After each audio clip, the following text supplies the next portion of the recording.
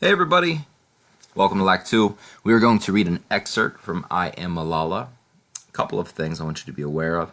Make sure that you are reviewing the vocabulary that you'll see here. We are going to go over it in class, but it's always good to have some background knowledge on it, so make sure that you're reviewing it. We will go over it together, so you don't want to skip through that. And as we are reading, you can feel free to take notes on the right side of it. You can have yours up as well. We will go over it in class, and we're going to point some things out, but feel free, and I encourage you to take your own notes as we read through the excerpt of I Am Malala. So a couple of things first. Rickshaws vocabulary. Rickshaws is a light two-wheeled hooded vehicle, and it's drawn by one or more people, so it's typically carried. A muezzin is the crier who, from a minaret or other high part of a mosque, as stated hours 5 times daily, intones aloud the call summoning Muslims to prayer. So he's the one who brings everyone together and lets them know that the prayers are about to occur. Oppression is the exercise of authority or power in burdensome, cruel, or unjust manner. Also, the act or instance of oppressing or subjecting cruel or unjust impositions or restraints. Misogyny is hatred, dislike, or mistrust of women or prejudice against women. And patriarchal is when the male is the head of a family, tribe, community, church, order, etc. Now, rickshaws and muezzin are two words that we will see in this text. Oppression, misogyny, and patriarchal will not be inside of this text. However, they are very relevant to this text. So you want to have a background of these three words, even though you won't see them in the text. So here we go. Excerpt from I Am Malala. Tuesday, October 9th, 2012, wasn't the best of days to start with, as it was the middle of exams. Though as a bookish girl, I didn't mind them as much as some of my classmates did. That morning, we arrived in the narrow mud lane of Haji Baba Road in our usual procession of brightly painted rickshaws sputtering diesel fumes, each one crammed with 5 or 6 girls. Since the time of the Taliban, our school has had no sign, and the ornamented brass door in a white wall gives no hint of what lies beyond. For us girls, that doorway was like a magical entrance to our own special world. As we skipped through, we cast off our headscarves and ran helter-skelter up the steps. At the top of the steps was an open courtyard with doors to all the classrooms.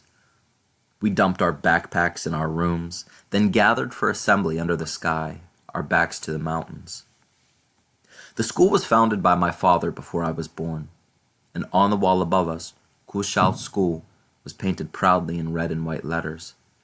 We went to school 6 mornings a week, and as I was in year 9, my classes were spent chanting chemical equations, or studying Urdu grammar, writing stories in English with morals like haste makes waste, or drawing diagrams of blood circulation.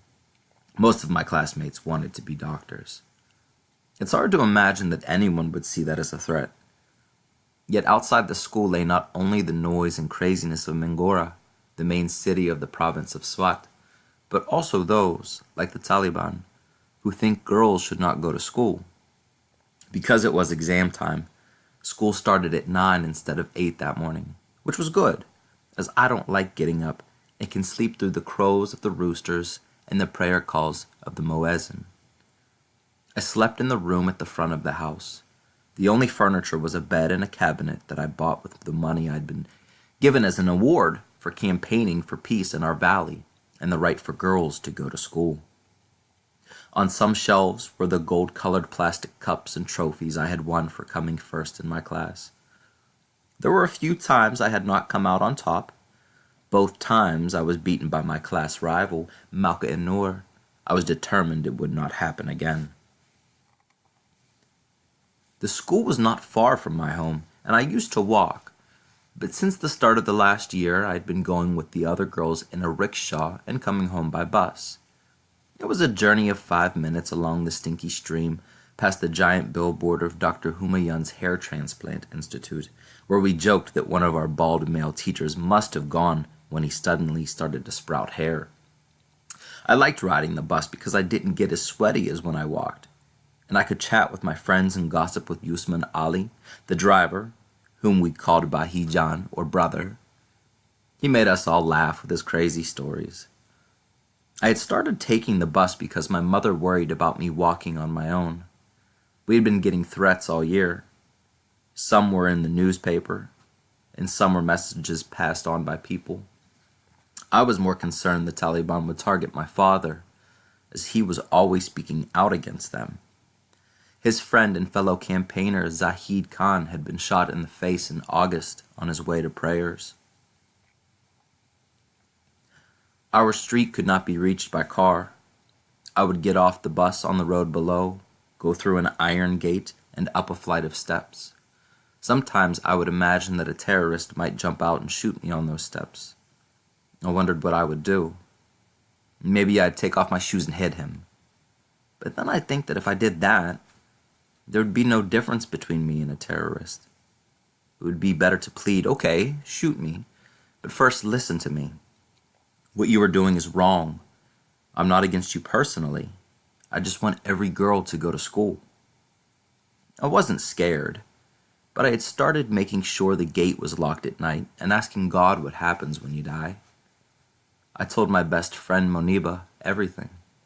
We'd lived on the same street when we were little and had been friends since primary school. We shared Justin Bieber songs and Twilight movies, the best face lightening creams. Moniba always knew if something was wrong. Don't worry, I told her. The Taliban have never come for a small girl. When our bus was called, we ran down the school steps.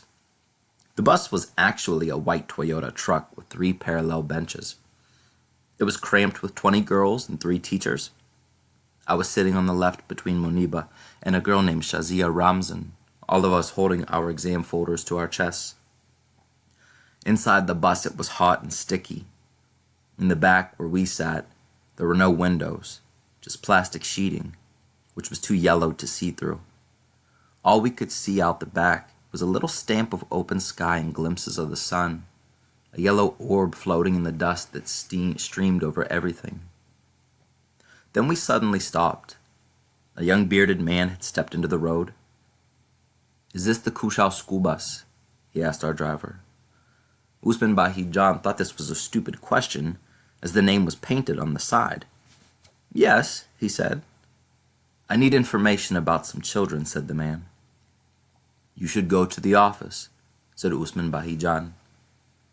As he was speaking, another young man approached the back of the van. "Look, it's one of those journalists coming to ask for an interview," said Moniba. Since I'd started speaking at events with my father, journalists often came through, not like this, in the road. The man was wearing a peaked cap and had a handkerchief over his nose and mouth. Then he swung himself onto the tailboard and leaned in over us. "Who is Malala?" he demanded. No one said anything, but several of the girls looked at me. I was the only girl with my face uncovered. That's when he lifted up a black pistol. Some of the girls screamed. Moniba tells me I squeezed her hand. My friends say he fired 3 shots. The first went through my left eye socket and out under my left shoulder. I slumped forward onto Moniba, blood coming from my left ear, so the other 2 bullets hit the girls next to me. 1 bullet went into Shazia's left hand. The third went through her left shoulder and into the upper right arm of Kainat Riaz. My friends later told me the gunman's hand was shaking as he fired. And that is our excerpt from I Am Malala. As I said, we will be going over this in class. We will be taking out important excerpts, looking at the main idea and taking notes, but please feel free to put in your own.